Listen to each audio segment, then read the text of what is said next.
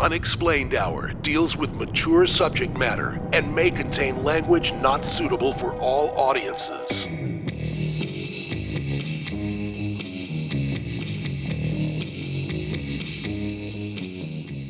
And welcome back to the Unexplained Hour, show where we cover all things supernatural, paranormal, and conspiracy theories. I am Red. That's my mom, Sher. How we doing, Mom? I'm doing all right. How are you? Glad to see you. Good to see you, too. When was the last time? The last time we did this. Yeah, it's been forever. Yeah. That's the weird part about not living with your I know, it anymore. Is weird.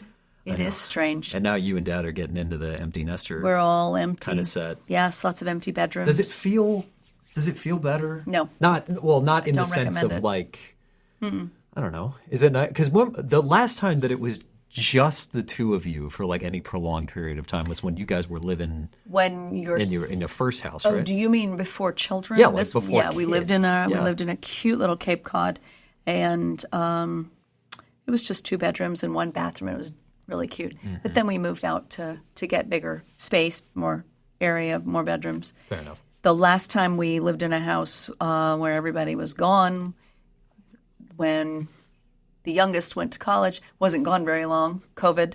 True. Came back, brought a friend. I think you came back, you brought a friend. I also brought a friend. Your brother came back. Yeah. Everyone came Everyone back. brought a friend. And that wasn't COVID was horrible, but the silver lining was we all lived together and not in a yellow submarine. We all lived in my house. But I will say that being empty nest is not bad in this sense. Right. The chaos is controlled to 2 rooms. That's either fair. the kitchen or the living room. All right. No other room gets used. Yeah. And we're down to 1 bathroom, which is also great. I don't have fair. to clean all those other bathrooms. Yeah.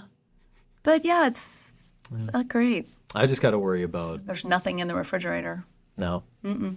I got to clean mine out. I still cannot find the source of a smell. The odor. I still cannot find it. Is it unexplained? It is unexplained. Ooh-wee. I don't know what it is, and I've looked literally everywhere, and I can't figure out what it is. Unexplained odors. I will, if I may. Not those kind of unexplained odors. But, No, I'm going to tell you. Yeah. There are 5 different ways that you can have a gift. You can be clairaudient, which means you hear things other people don't hear. Okay. Clairvoyant, which means you envision. Know the people. Yeah. And clairsentient is the one that I think I am. Oh, yeah? When you smell things nobody else can smell. Oh, yeah. Now, how many times have you heard me say... My entire life. Do you smell that? Yes. It smells like roses, or it smells like tobacco smoke, or it smells like fresh human excrement. Yes. All these smells, nobody else can smell them. So I have talked to this person that you know and that I know in my profession. She is very in tune to the things, and she did a little bit of background and said she thought I might be clairsentient. I don't know. Sentient. Yeah. Sentient? Sentient. It's the smell. You can smell what no one else can smell. What is it when you know when someone else is annoyed by what you're saying? Because I have that one. Is that right now? No. That's right now. No, not right now. I know because I can tell you're annoyed. Like, all right. Because I have that wherever. Like, I know I'm talking to somebody and then they're like... That's a BS meter when you smell it. All right. Why don't you tell me something? Can I tell you something? Please tell me something. Right. So I know that today you brought some stuff forward to me, and I brought some stuff for you as well. So we're covering two topics that are kind of in the same genre. I would agree. Yeah. Urban legends Yep. and creepypastas. Yep. Right? Yep. So the difference between the two is that an urban legend is usually just a story that's been passed down generations in a certain area. Mm-hmm. You know, whether that be an urban area or residential or like a county or something like that.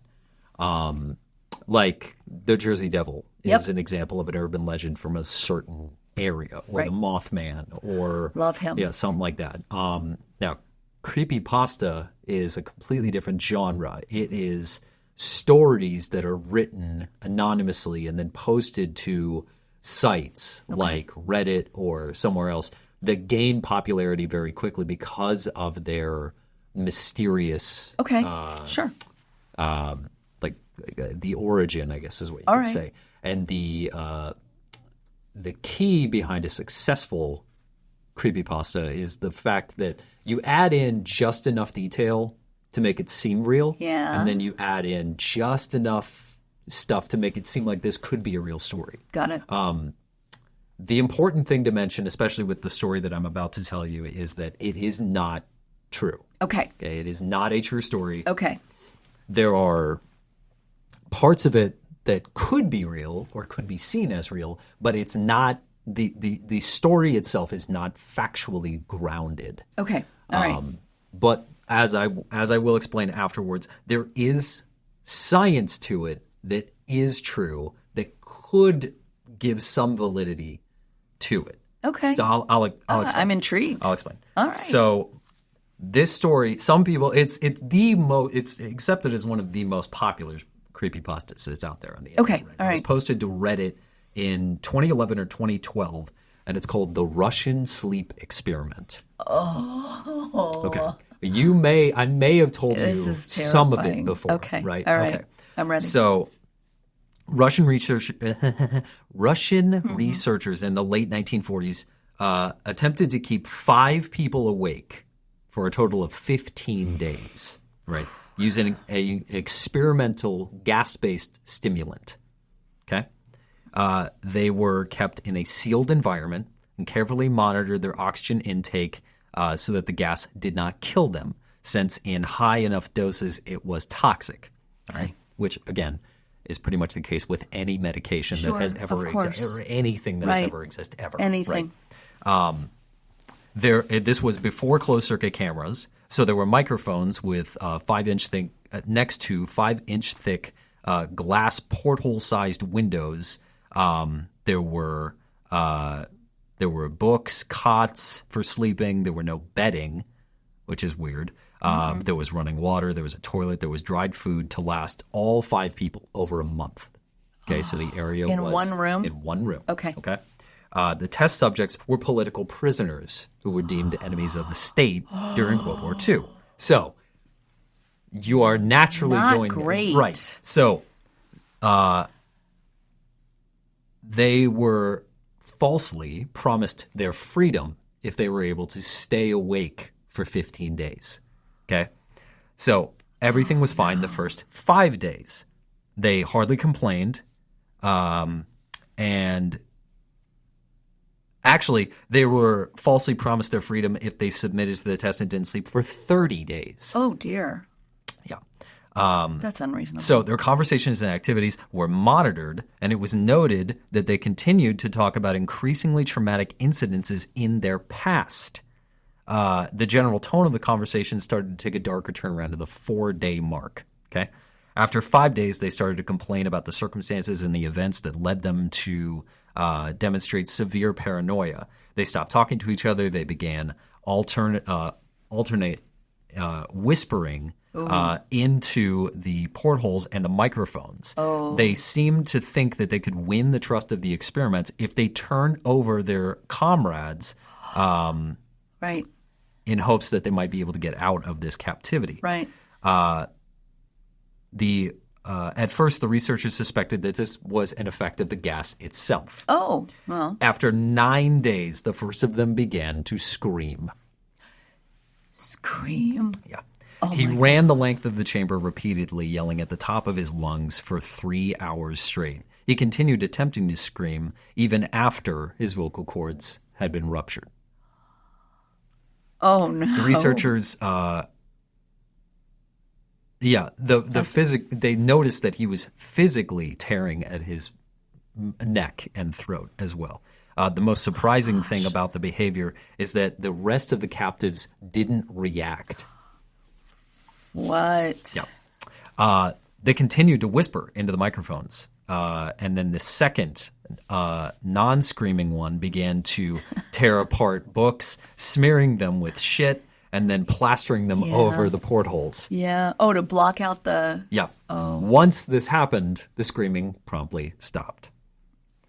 3 more days had passed since this had happened. And the researchers checked the microphones hourly to see if they were working because there was no sound coming from inside. Even though there were still 5 people in there. Live there was people. no sound coming in. Okay. The oxygen consumption in the room indicated that all 5 must still be alive. Okay. In fact, the amount of oxygen that 5 people would consume after strenuous exercise. So they were still alive. So they were still alive. Oh, boy. On the morning of the 14th day, the researchers did something that they said they would never do. They used the intercom system on the inside of the chamber in hopes that it would elicit a response. The announcer said that they were opening the chamber to test the microphones. They told them to step away from the door, lay flat on the ground, or they would be shot. Okay. Compliance would earn one of them their immediate freedom. Oh. Okay. To their surprise, a single calm voice responded, "We no longer wish to be free." Stop it. Shit. Oh, that's terrifying. Debate then began to break out between the researchers and the military forces that were funding the research for the project. Unable to provoke any more responses from the intercom, they decided to open the chamber on the night of the 15th day to actually get in there. The chamber was flushed of the stimulant gas and filled with fresh oxygen. Immediately, the voices began to come back onto the microphones, protesting, begging, and pleading for the gas to be turned back on. What? The chamber door was opened, and the soldiers went in to retrieve the test subjects. They began to scream louder than anybody, and so did the soldiers when they saw what was inside. The food rations past day 5 had not even been touched. There were chunks of meat from the dead test subjects' thighs and chest stuffed into the drain in the center of the chamber, blocking the drain and allowing 4 inches of water to accumulate on the floor. Precisely how much of the water on the floor was actually blood was never determined. Oh, my gosh. All of the 4, in quotes, surviving test subjects had large portions of muscle and skin torn away from their bodies. The destruction of flesh and exposed bone on their fingertips indicated that the wounds were self-inflicted and were done by hand. The closer examination shows that yes, most of them were self-inflicted. The abdominal organs above the rib cage of all 4 test subjects had been removed. No. While the heart, lungs, and diaphragm remained intact. No. The skin and most of the muscle tissue attached to the rib cage had been ripped away, exposing the lungs through the rib cage, and the blood vessels and organs also remained intact. They had been laid on the floor, fanning out across the room. No. The digestive tract of all 4 could be seen working, digesting food. It quickly became apparent that since the food rations had never been touched, they were eating each other. No, I was afraid of that. Yeah. Most of the soldiers were Russian Special Forces operatives and refused to return the day after. They continued to scream as the subjects were taken out of the chamber, and they were demanding that the gas be turned back on, lest they fall asleep. To everyone's surprise, the subjects put up an intense fight being removed. One of the Russian soldiers died from having his throat ripped out. Another one was grievously injured, having his testicles ripped off by one of the patient's teeth and an artery in his leg severed. Another 5 soldiers lost their lives, if you count the ones that committed suicide in the weeks following. In the struggle, one of the 4 subjects had his spleen rupture and bled out almost immediately. Medical researchers attempted to sedate him, but this proved impossible. He was injected with more than 10 times the human dose of morphine, and he fought like a caged animal, breaking the ribs and arms of one doctor in the process. When his heart seemed to finally go out, it was a full 2 minutes after he bled that his vascular system was still pumping. What? Yeah. Even after he stopped and screaming, after he continued to stop screaming, eventually he only reached out and just said more in a weaker voice until he finally fell silent. Now we only got 3 of these guys left. What? Right? Yeah, okay. We only have 3 ones left, okay? Okay. The surviving 3 were heavily restrained and moved to a medical facility. The 2 with their vocal cords still attached were still begging for the gas to be put on. The most injured of the 3 was taken to the only surgical operating room in the facility. And in the process of preparing him and putting his organs back into place, they found that he was effectively immune to sedatives. Uh-oh. In fact, he still fought back furiously when anesthetic gas was brought in. He managed to tear through an almost 4-inch wide leather strap on one wrist, even though the weight of a 200-pound soldier was still holding him down. It took only a little more anesthetic than normal to put him under. The instant that his eyelids fluttered and shut, his heart stopped. He died? In the autopsy of the test subject that died on the operating table, they found that his blood had triple the normal amount of oxygen, and his muscles were still attached to the muscles that were still attached to his skeleton were badly torn, and he had broken 9 bones in the struggle to get out. What? So now we only have 2 subjects left. The second survivor had been the first of the group to start screaming on the 5th day. Okay. His vocal cords were destroyed, and he was unable to beg or object to the surgery. He only reacted by shaking his head violently in disapproval when the anesthetic gas was brought in. Eventually, one of the nurses said that they could do the surgery without anesthetic. Oh. To which he nodded his head yes. Oh. One of the terrified nurses assisting in the surgery stated that she had seen the patient's mouth smile or curl into a smile several times whenever their eyes met. When the surgery was awake? Yes, he was awake for the whole thing. After the surgery was done, the patient had tried to speak. They assumed that he was trying to communicate, so they went and they got a pen and paper and brought it over to him, and the only message that he wrote was, "Keep cutting." Oh, my goodness. Yeah. So finally, the only 2 subjects that are left, one was put into a paralytic state so that he could be performed on. Once the paralyzed subject, let me see here. Once paralyzed, the subject could only follow the attending researchers with their eyes. The paralytic cleared their system in an abnormally short time, and they began to escape their bonds. All they were crying the whole time was, "We must remain awake." Oh.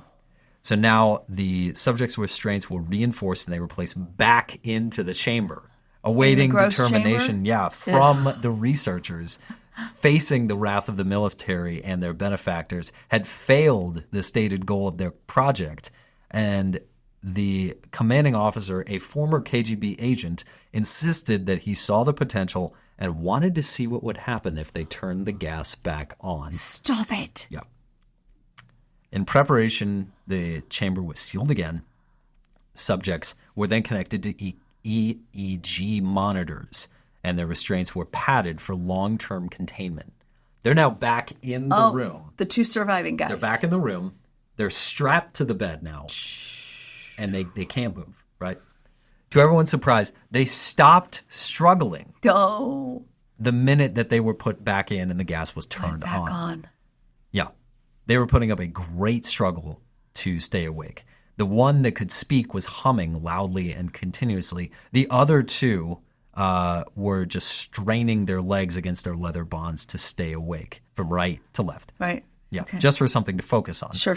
They began blinking rapidly. The first one of them that was wired up to EKG, most of them responded with surprising brainwaves that would sometimes flatline unexpectedly.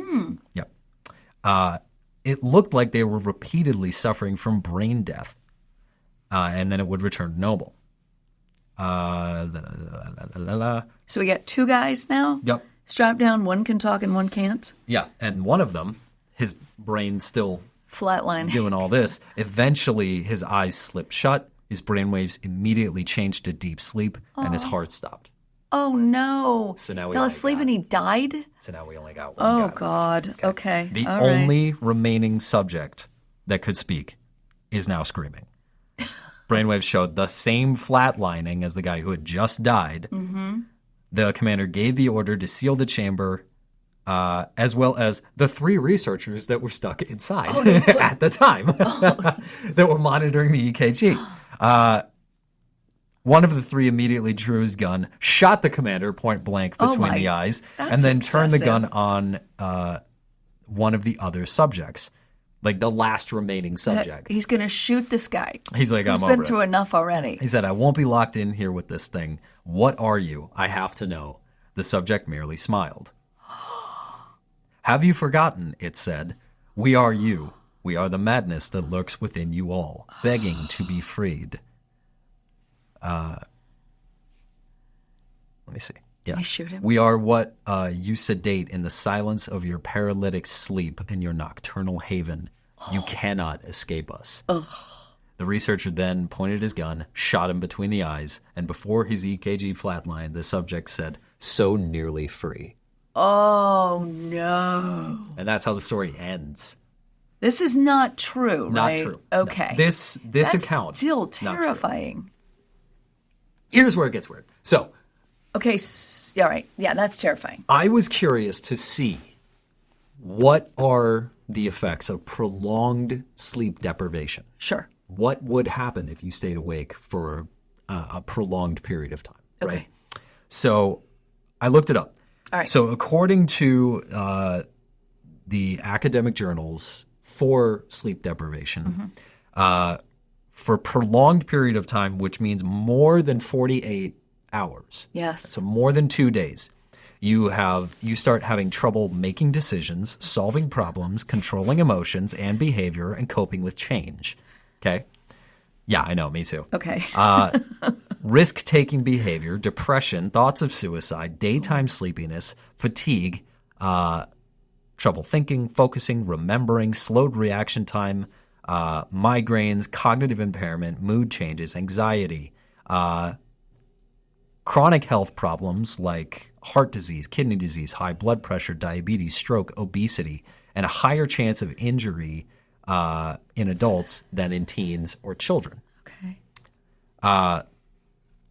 Now, those are really just the symptoms for like immediate sleep deprivation. Right. But if you were to go for more than 48 hours, like let's say 72, maybe even longer than that, you now fall into the category of heightened sleep deprivation, which means that your brain is now beginning to shut down. Okay. Your body needs sleep. Your Right. brain needs sleep in order to Right. process information, in order to heal itself, to do all this, do all that. If you deny your body sleep for a prolonged period of time, like a long period of time, Right. you start to have waking nightmares. Oh. So your body that naturally emits the chemicals in your brain while you sleep during REM cycles to cause dreams will then start to flood your body with those chemicals while you're still awake because it doesn't know what to do with them. Okay, sure. So it just floods you. So you're having walking, waking nightmares while you're in daylight, right? Now there are a number of stimulants, chemical stimulants that you could use and could technically be synthesized in a gas form that could be used to keep somebody awake for a prolonged period of time. Okay. Those include Adderall, Ritalin, and a number of other chemicals which are used primarily to treat ADHD. Okay. But in high enough doses over prolonged periods of time, it could be used to keep your body awake. Permanently. Well, not permanently, but for a long time. Okay. Now, the world record for the longest time that somebody has stayed awake was held in 1986 by a man named Robert McDonald. Okay. Not to be confused with Ronald McDonald, which I was going to say is that. not I the thought it same was guy. inappropriate. I was trying not to. the same guy. He set the record. He stayed awake for 453 hours and 40 minutes, which is the same as 18 days, 21 hours, and 40 minutes without sleeping. Why? 18 Why? days. Why? He said in an interview that he conducted that he had begun hallucinating Yeah. right around the fifth or sixth day. Day 3. Yeah. And he said that he was seeing so much. He was having conversations with people that he had never seen before that felt so real that he had to pull the same trick that people with schizophrenia do. You carry around a mirror. Okay. And you stand kind of like you're taking a selfie. Sure. And if you look in the mirror and the person is not there, you're hallucinating. Why did he stay? Did he say why he stayed awake that long? Nope. Just said that he wanted to get a Guinness World Record. Just to be an asshole, I guess. To see if I can just wanted to see if it would work. Because I can.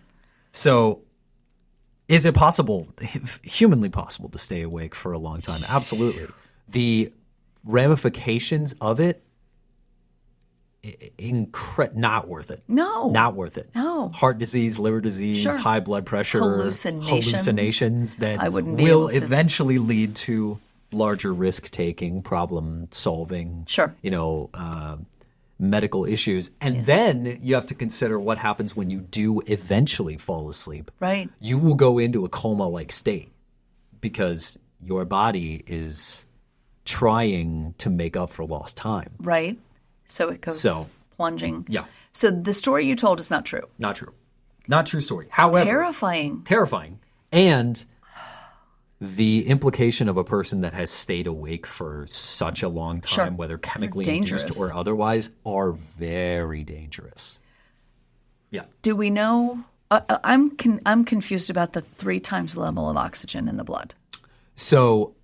The guy on the operating table? Yeah. That was just an element of the story. You can't have that much oxygen in your blood. Technically, yes. Poison you. Technically, you can. Jeez. So over-oxygenated blood can happen in a few very specific scenarios. It longer than this man. Not for very long, no. So what's the gas called that they pumped into the room? There's no name for it in the article. Okay. There's no like compound name. Okay. There's no chemical ingredients for it. But it's a military grade, government sanctioned gas. experiment. Yeah. Which I would assume, it's not expressly written in the story, but I would assume that the military and government implications of a gas like this would be used for prolonged interrogation or possibly for soldiers in the field to stay awake during prolonged battles or raids or sieges in order to have a one-up on your enemy opponents who have to sleep. Right. And if you don't have to... You continue to... That's terrifying. Yeah. I don't like at all. Yep. I don't like it. And people still have like problems with just normal, honest-to-God sleeping. Yeah. So imagine if you just decided to. No. For purposes of... Uh-huh. That's awful. Yeah. No thank Pretty you. cool, huh? I don't like it. Yeah. No, I don't like it. It's terrible. So what do you have? So I Yeah. love this. Okay. I love this one. And it's funny because I am notoriously skeptical. I don't believe anything that I can't see and that I can't prove, and that's not backed by science. That's why that's scary, because that's got a lot of science to it. Yes. So this one, I just love it. Okay. I got this. My resources are an article from fun107.com. That's right. Okay. And good. A book written by a man named, what's his name? He is called Charles Turek Robinson. Okay. He has 3 names. Okay. He wrote the New England Ghost Files in 1994, and this is the strange story of the red-headed hitchhiker of Route 44. What now? Love this guy. All right. By me again? Okay. Red-headed guy. Yeah. Uh-huh. Okay. So driving down Route 44 in Rehoboth, Massachusetts, it's known as the Bridgewater Triangle. Okay. It is, according to Wikipedia, an area about 200 square miles within southeastern Massachusetts. It's the site of alleged paranormal phenomenon ranging from UFOs, poltergeist, other spectral phenomenon, Bigfoot, giant snakes, thunderbirds, and it is a term coined by the New England cryptozoologist Lauren Coleman. Okay. So the Bridgewater Triangle includes Rehoboth, all the way south to Freetown, up to Abingdon, back to Rehoboth. I do have a map to show. Okay. It includes Taunton, East Bridgewater, and Raynham, Mass. Okay. So it's a triangle. Okay. On a map. Gotcha. So, red-headed hitchhiker. All right. So you're driving along, and you're driving along. You're driving along. And you stop and you pick up a guy on the side of the road. You've already made a mistake. First of all, you've made a huge mistake. You've already made a mistake. Yeah. He is described, so the description of him is always the same. The only thing that's different is the description of his eyes, which I'll get to in a minute. Oh. He's between the ages of 45 and 55. Okay. red hair, beard. He's a little disheveled. Sorry. Wearing a red flannel shirt. Jeans. Work boots. Those are not work boots. Put that away. He's disheveled. He's dirty. His beard's overgrown and his shirt's untucked.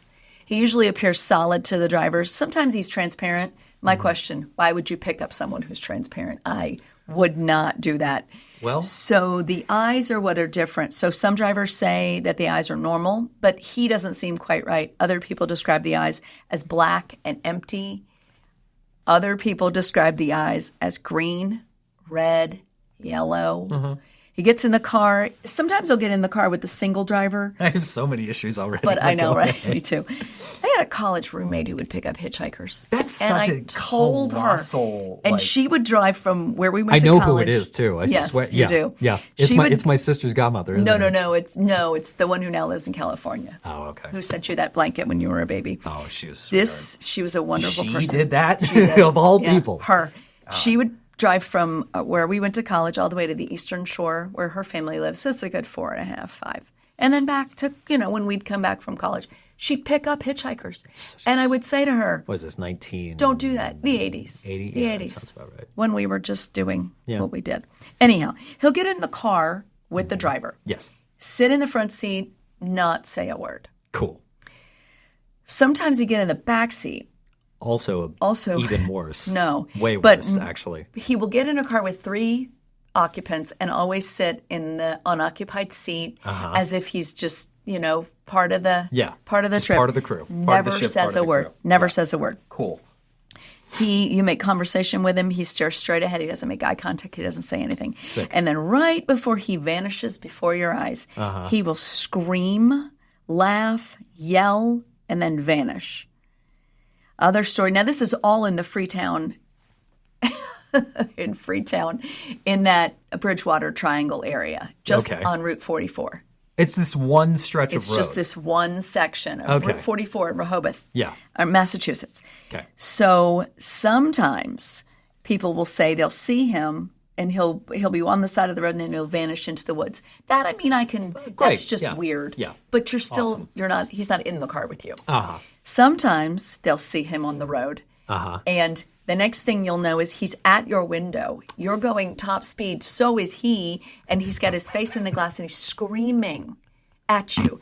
And then he appears in the back seat. So as you're going 85 miles, it's terrifying. No, it's just funny imagining just some dude just hauling ass next to you.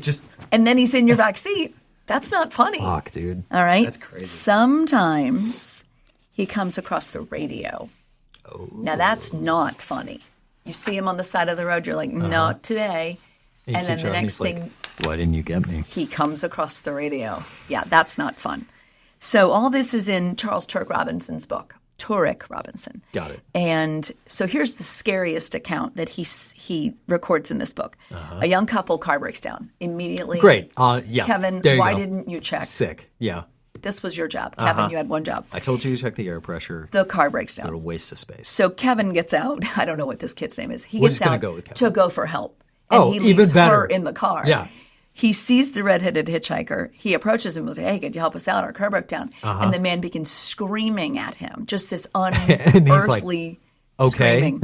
So he runs back to the car because immediately he thinks of the girl. Yeah. She, in the meantime, is locked in the car, and the radio starts changing channels, and he's coming across the radio screaming. She jumps out and runs out of the car. Great. Right. Awesome. Sometimes, as I saw before, he's walking down the side of the road. No, he's walking.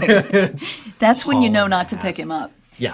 Some people say it's not a red-headed hitchhiker. It's a man who was killed on the road named the Redway Plain. Other people say it was a local farmer who died, stopped to help somebody change a tire and was hit by another car. And you hear those stories a lot when a Good Samaritan stops and another motorist. And those are horrible, horrible, horrible. That's why you don't help anybody. So this guy named Chris, his last name does not appear in this article.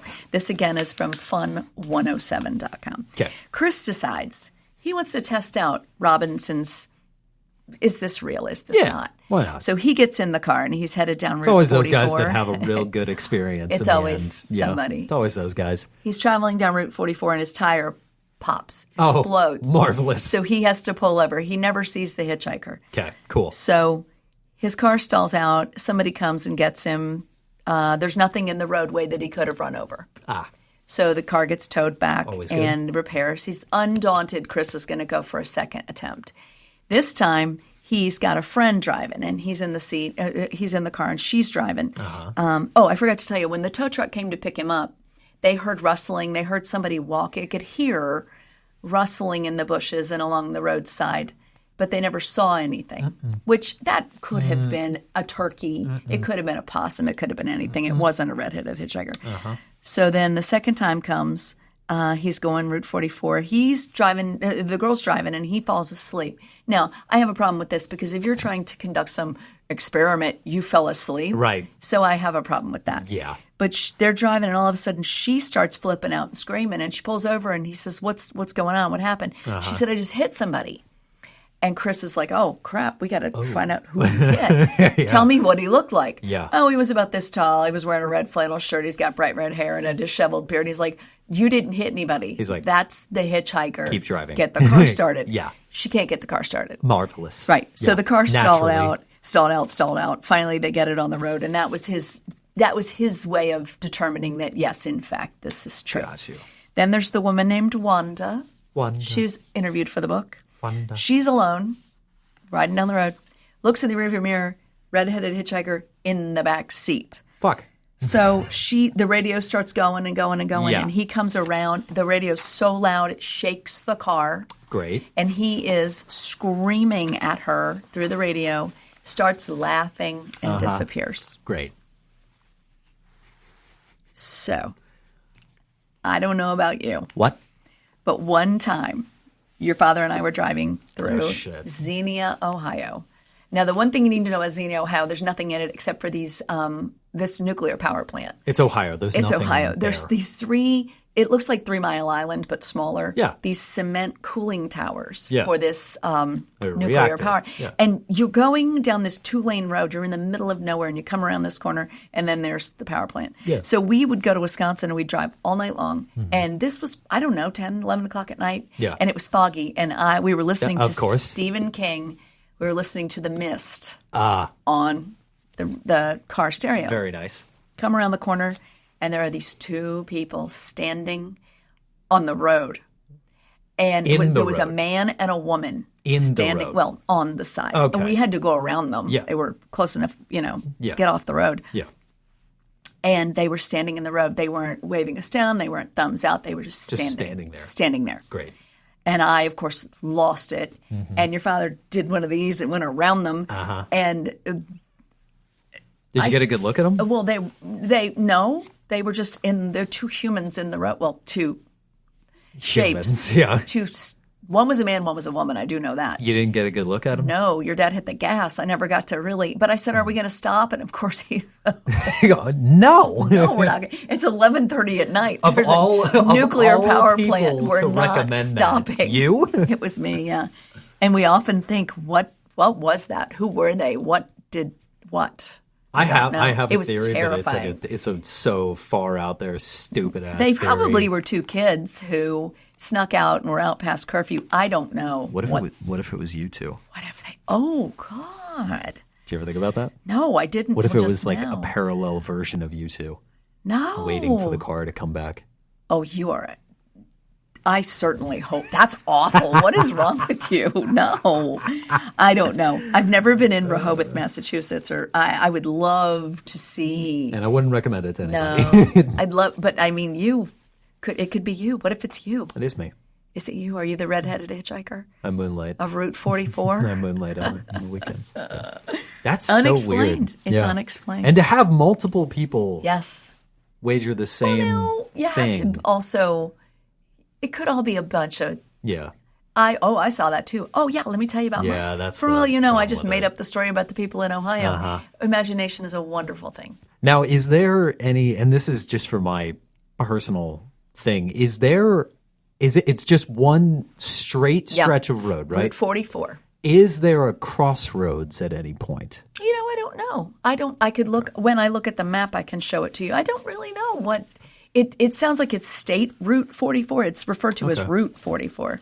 Because I have a theory. But okay, yes, tell it. I have a theory. Tell it. If there is a crossroads at any point near that place, what if he's a crossroads demon? Ooh, I don't like that at all. Because you said the eyes change. The eyes change color, depending on the witness. Right, depending on the witness testimony. Maybe it's a crossroads demon, and if you let him in the car, you're making a deal. I don't like that. Oh, maybe who is the blues singer that made that deal? There is a documentary about him. Is it the? He makes the deal. Is it the guy from the Rat Pack? No. Before that time, next time we get together, I'll have that information. Lance Armstrong? No, Mark. That's a bike riding guy. I thought that was Neil Armstrong. No, that's. You're telling me Neil Armstrong rode a bike on the moon? You're telling me this same guy. Well, he played a trumpet. On the moon. And did steroids? Wow. So I feel like I haven't done a thing with my life. Yeah. No. I'll look it up. I'll know that information next time. Yeah. All right. I don't know. What else you got? Well, I'll tell you what I don't have. I'll tell you what I don't have is a tendency to hitchhike. Oh, absolutely not. What a shit ass idea. That's the stupidest idea. And you know what? I think I know when it stopped happening. When? Like when it stopped happening. It was in the 70s. Oh, no, I think that was the golden age of serial killers. Everybody was picking them up. So you're right. It would have been the 80s was when it stopped. Yeah. It would have been the 80s when it stopped. Because people finally got on. They're like, oh, shit. That's a terrible I shouldn't idea. get in a car with a complete stranger. I trust guy. you implicitly. Why not? What's the definition of an Uber driver then? I called a stranger to come to my house. I told a stranger where I lived. Yeah. Please come to my house. Now I need my you wife to take me somewhere. Left her phone in an Uber one time. Did I say that? Yeah, I remember that. Oh my God! Taking her and two of her friends. We were coming back from a Halloween party, and she left her phone in the Uber. So I call it. The Uber driver picks up. That's so creepy. And I go, "Hey, my wife left her phone in the car," and the guy's like, "No, she didn't." Now what? Yeah, right. No, he didn't. He's like, so what do you want to do now? I'd like the phone. Can you come back with my phone? He goes, I can. I'm already driving to another place. I was like, send me the address of where you're going, and I'll meet you there. And I'll pick up the phone. Gosh. And he goes, okay. The trust. Yeah. So I had to drive like 25 minutes out of the way. That's the purpose of an Uber. To meet an Uber at his destination. Do you understand the irony here? I had to drive to meet this guy. And I pull up, and he comes in right after me. So I just barely got there in time. Right. He gets out, and I see these people coming up to the car to get in. Yeah. And I just book it forward. The guy thinks that I'm stealing his Uber. Mm-mm. And he's like, hey, man, what are you doing? Like, all this stuff. Oh, great. And I reach in, I grab the phone, and I was like, thanks. Thanks, bud. Appreciate it. Wow. Make a 40-minute round trip. I get home. Wife's asleep. Sure. Yeah. Yeah, she didn't even wait zero up. concern about her phone. Didn't even wait up in time to find out. She knew you'd handle it. Yep. Well done. Yeah. It's always Mark will get it. Mark will take care of it. Yeah, that's cool. I lost my wedding ring in the sink 3 times in a row. Yeah, it's fine. Mark will get it. He'll find it. Yeah, it's cool. I'll go ahead and I'll take out the U-bend in my sink for the 3rd time in a row. I wasn't going to do anything this Saturday. Why not? I had it covered. Yeah. The Uber, the hitchhiker. Uh-huh. Uber's bad pickup, calls, just all around. It's all the way around. Yeah. Yeah. So that's that. Yeah. Have you got something for me? I do. What you got? So I have one that, unlike the Russian sleep that was experiment, terrifying. I don't want to talk about that one. This again. is one that is I hated that. Not as scary. Okay. But this may actually be true. This story might actually be true. And I almost told it to you when I saw you a couple of days ago. Okay. I almost told you this story, but I saved it because I wanted you to hear it. All right. So there was a story that was posted to Reddit. Okay. Last week. This is a last week story. Okay, fresh. Okay? There was an inmate at a county jail in Flagstaff, Arizona. Okay. Okay. His name was Richard Tolliver. Okay. Okay. he was being held. Or no, he was charged with manslaughter. Okay. He was charged with manslaughter, and he was being held in the county jail in Flagstaff, awaiting trial. Okay. He's there. He gets out. There's no real indication of how, but he got out. He wasn't released. No, he wasn't released. He released himself. He released himself. Got it. He got out, right? There is security footage that I found of him. You see him making his way down a street at night, just like looking around like, oh shit, where do I go now? Yeah, right. There is footage of him slipping into a curio shop on a main street in Flagstaff. Okay. Just like a random taxidermy and all this other bullshit in the store. The store owner had a security camera facing to the back door, and you see Tolliver breaking in. Okay. So he got in. Right? Okay. There's no footage of him coming out again. What? There's no footage of him coming out the back, and there was an ATM camera on the other side of the street that would have caught him coming out the front. Okay. And the buildings, they're next to each other, but they're not connected, so he couldn't have gotten in. Just on a city building. Street, like one right after the other. Couldn't get out of the building. Okay. Either front or back, right? Okay. Never came out again. He's still in there.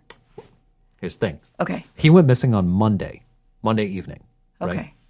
Tuesday, 2 police officers on patrol pick him up in New Orleans. What? Yeah. The time difference between they looked at the timestamps from the video of him slipping into the curio shop. Yeah. And then the police report of when those 2 officers picked him up in Florida. Okay? They picked him up, by the way, in New Orleans. Oh, sorry. On a drunken disorderly charge. Okay. Right. And then when they ran his prints through the system, they go, this guy's supposed to be in Flagstaff, Arizona right now. In jail. In jail. Yeah. It's a 12-hour difference. No, I don't. It takes 36 hours to get from Flagstaff to New Orleans by bus and about 24 to get there by car. Now, he could have gotten there by plane. But he would need a plane. Ticket and a plane. And a plane. And the time doesn't add up. There's no way that he could have slipped into that curio shop. What the hell did he go in the curio shop for? Looked for someplace to hide, they would guess. Someplace to hide for the night. How did he get out of the jail? That part's not explained, which does lead to some some hinky. That feels weird. Some hinky shit. But here's the thing. How did he get? He was confirmed to have been picked up. That was him in New Orleans. That was him. Positively identified. Picked up in New Orleans. 12 hours after his escape. From the jail. From the jail in a completely different time zone. I don't know. Something's wrong with that. Here's where it is. Okay. Ready? The owner of the curio shop. Yeah. Who was questioned after he said that he had somebody break in. Sure. Found that there was no money missing. Okay. All of the objects were still there. Okay. The only thing that he said was out of place was that his plane. The plane. The plane that I had stored up at. The only thing that was missing was in a large cupboard. Oh, it was a magician's cupboard. Please tell me it was a magician's cupboard. There was a cupboard in the back part of the in the store that had it was like a bullshit storage whatever. Right, it had right, some right, jackets and shit right, whatever. Right. One of the jackets was the only thing that was missing. The Really? same jacket that Tolliver was found wearing in New Orleans. Yeah. Tolliver gave no explanation as to how he ended up in New Orleans. He just said, I ran into the curio shop.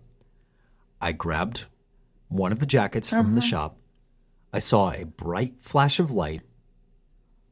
And the next thing I knew, I was in an identical curio shop in New Orleans. You just made up the last 10 minutes. I know that. None of what you just said is true. I will find Is it the article and Narnia? I'll Did send he it to go you. into like a He wardrobe Narnia'd that situation? He bitch. Narnia'd himself. He Narnia'd that bitch. To New Orleans. So I started looking into the validity of this. It's all baloney. None of it's true. I found that there was an article that was released in 1985 by a currently declassified section of the FBI and the CIA called the Ministry of Latent Places. What? That studies temporal anomalies in the U.S. Oh. Flagstaff, Arizona is said to have one. Oh. It was never officially documented where, Okay. but they said that there was one in New Orleans as well. So it's theory, a portal-to-portal the situation? theory is that there is some sort of a temporal anomaly in two separate curio shops across the world that acts like the vanishing cabinets from Harry Potter. Get out. You go in one, you come out Come out the other. Yeah. He Harry Pottered himself? He Harry Pottered to the other side of the country and still got picked up on a drunken disorderly charge. He cannot get away from it. That was bad. He was extradited back to Flagstaff. Arizona and is now in prison in Flagstaff That is with a brand new charge of escaped. I don't know how to feel. I don't know how to feel about that story. I did find that it's not true. Is it a creepypasta? I found that he is a real person. Okay. That is for real. Sure. Now, currently. Yeah. In a jail in Flagstaff for a manslaughter. So those parts are true. There is a record of him being arrested in New Orleans shortly after his arrest in Flagstaff. Okay. But the rest of it someone made up. Well. You? No. There is a curio shop. A curio? A curio shop. How 1950s. There is a curio shop in both towns, in Flagstaff and in New Orleans, that do seem to fit the description of the story. Bananas. So there is a slight possibility that it could be true. It's a great story. It's a great story one way or another. Except for... Now, wow. Here's my only thing. You only have one. I only have one problem with this. The only problem that I have is temporal anomalies are very hard to control and very hard to contain from a scientific perspective. Okay. Because if there was something, a device or whatever, that could transport matter from one space to another, it wouldn't work. So... did you ever watch The Fly with Jeff Goldblum? Oh, yeah. You remember when he tries the teleportation thing, gets a fly caught in there, gets the whole thing fucked up? Yeah, it's the same scenario. Sure. So you would need a device that could – this is why teleportation is not possible, right? Or time travel for that matter. Okay. Because you would have to have something that would be able to tear you apart at a molecular level, right? Send those molecules across time and space to another location that could reconstruct you exactly the same. Right. Physically, probably not that hard to do. Okay. Mentally, oh, good point. very difficult to do. Right. Because you can't recreate the soul. Memory. The soul. Right. You can't recreate memory in the sense of I can't download my consciousness and then send it somewhere else. To the cloud. Because your perceptions, your experiences, your feelings, your emotions, all that stuff is unique to you. Right. It can't be replicated. Right. So you could technically send yourself there, but it would be a different version of yourself when you get there. Well, it would have been the version of him that didn't get arrested the second time. It would be the version of him that did not, yeah. But there were no accounts of a second Tolliver. So, I think he had a doppelganger. No, it was the same guy. Oh, do we know that? Yes. That's just an unfortunate The police dude. report confirmed I mean, what that a it was great the escape. same guy. And then you still got arrested. Probably the best escape in history. And one he might still say, got caught. You still got caught. Dumbass. Not for you, Robert. Yeah. It's not for you. Yeah. That's a good one. But yeah, temporal anomalies. I like that one. Yeah. That's a good one. Right? Wow. That's what I'm saying, man.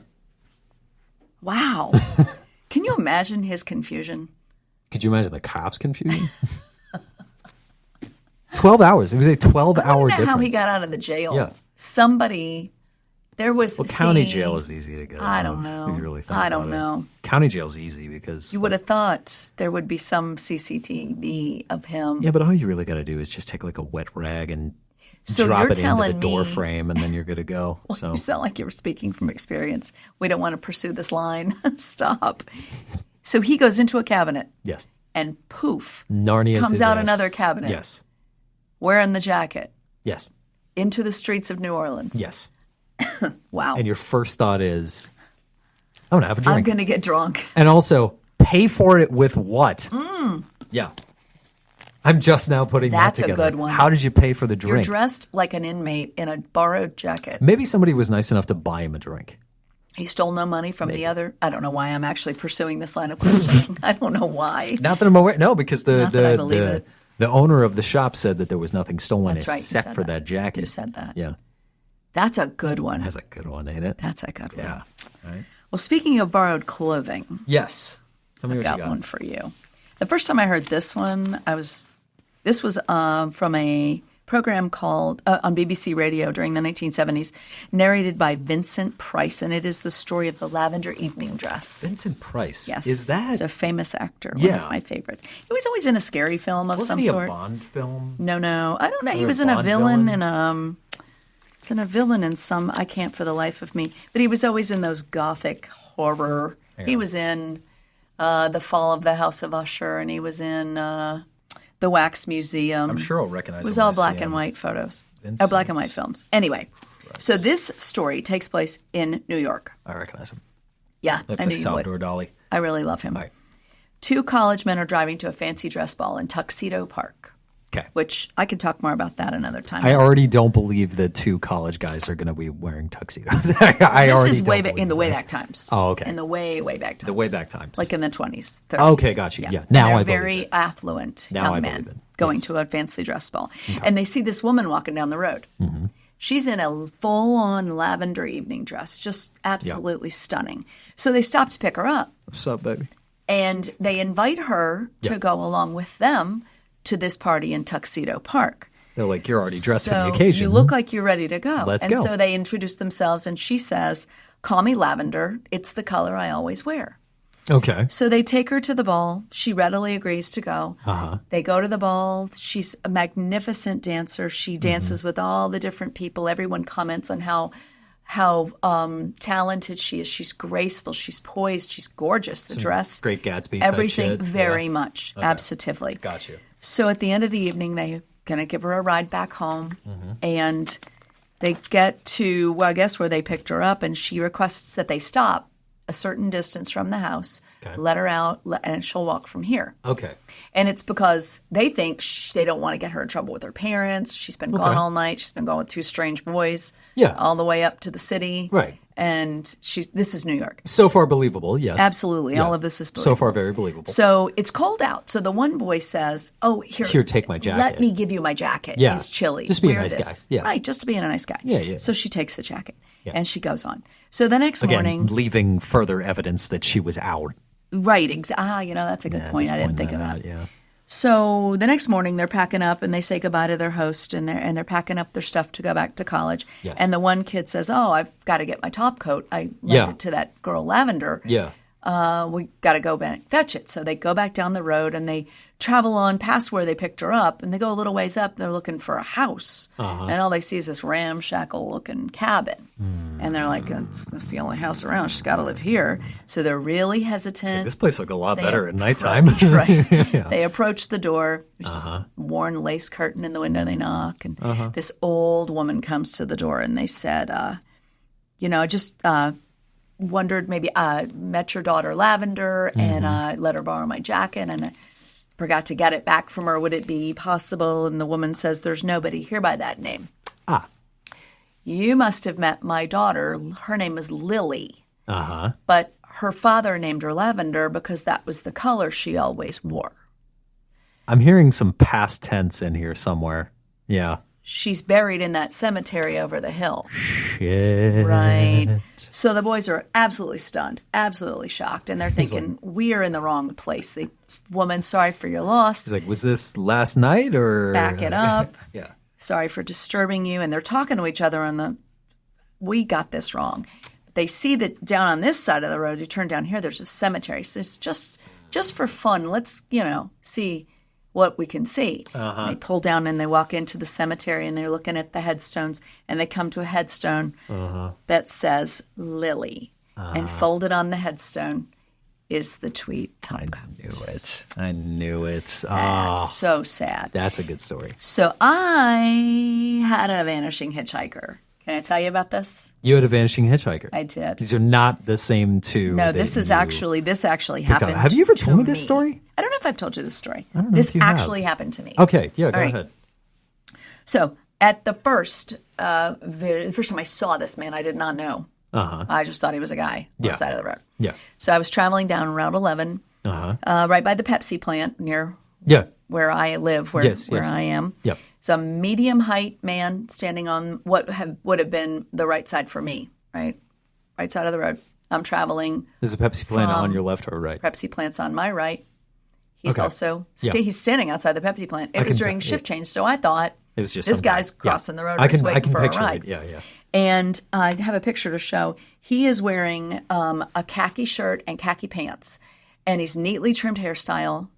He looks like, if you've ever watched Mayberry or FD. I was going to say, are we talking like Andy Griffith? What Barney Fife would wear. Got it. Thin, trim, not fat on him, but he gave this vibe of being like a soldier. Like I was going to say, like tan shirt, tan pants. That sounds tan pants, and that belt with the flat brass buckle. Yeah, that sounds like late. Yeah. That sounds like late 40s, early 50s. 50s, 60s, Army. standing right there. Yeah. I saw him. Interesting. Well, there was a truck in front of me. Yes. And so as we traveled closer, the truck blocked my view of him. But I, in my head, kept thinking, this guy's going to be crossing the road at his first opportunity. I got to slow down. I need to be prepared. Or maybe there's a car in front of that truck that's going to pull over to pick him up. He was very obviously waiting for a ride. That was the vibe. Yes. Well, because the truck got in front of me, by the time we approached the Pepsi plant, he wasn't there. Now, I know for a fact he did not have time to cross. Yes. Because we're all going at speed. Yes. And I know that a car didn't pull over because I didn't see a car pull.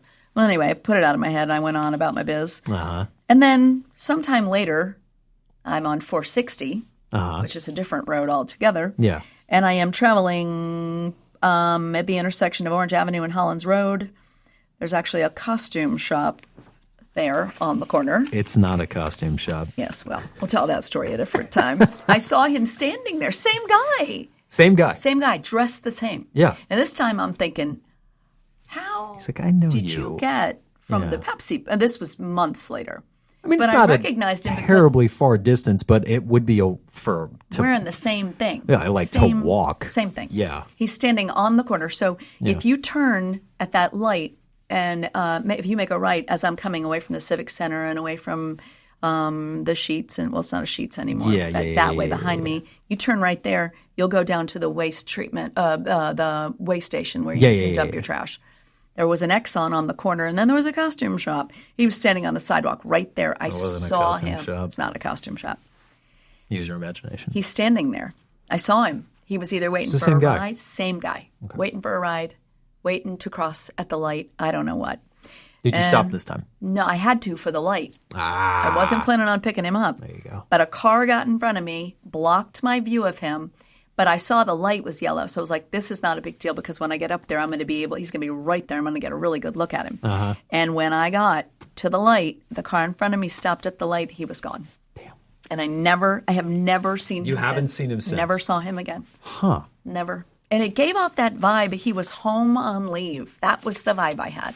But that's so interesting, Isn't that the too, weirdest because, like, if he was, let's say he was a spirit of some kind. Let's just, because that's more than likely what we're looking at. Yeah, if we're looking at a spirit, he really should only be in one spot. Why was he? Why would he be in two completely different parts of a larger area? And it wouldn't be a stretch of road either, because 460 and it was her. Was it her, Orange Avenue? Yeah, 460 and Orange Avenue. They don't where that turns into. Or no, sorry.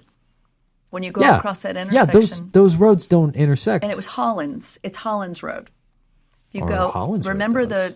there used to be a Hollands Road goes that car way. wash on the corner, and the landslide took it out. Yeah, no. He's I know. across. I know where the intersection That's is. where he was standing. And he was my hand to God. I saw was he him over on the twice. side where the Exxon? The Exxon was. Okay. Yep.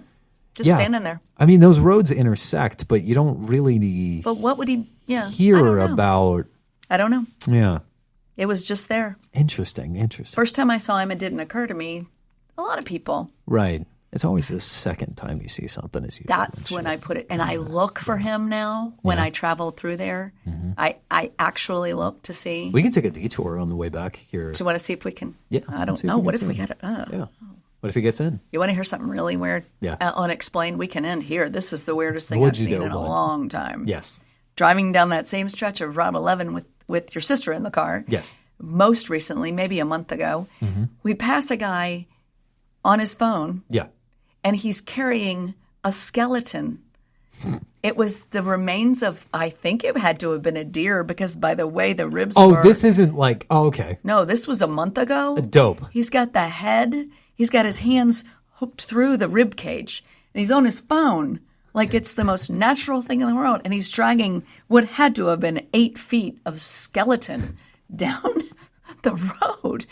And I'm glad she was in the car. And I said, do you see that? And she said, yes. I said, should we stop? She Should said, we do something? what for? Yeah. I said, I don't know. Why I don't is know. that just textbook for this area, though? Why though? Yeah. Same. I don't know.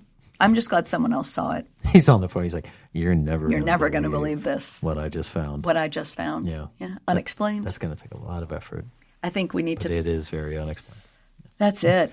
That's probably a good place That's to a end great it. place to stop. All right. Well, as always, ladies and gents, thank you guys for listening. We really appreciate it. We really love it. Be sure to drop a like, share this with a friend of yours that likes unexplained content. If you're following us on YouTube, please hit that bell, get an update on some notifications for the new episodes. And thank you guys again. We love you lots. Love you, Mom. Love you, Red. All right. Bye. Bye.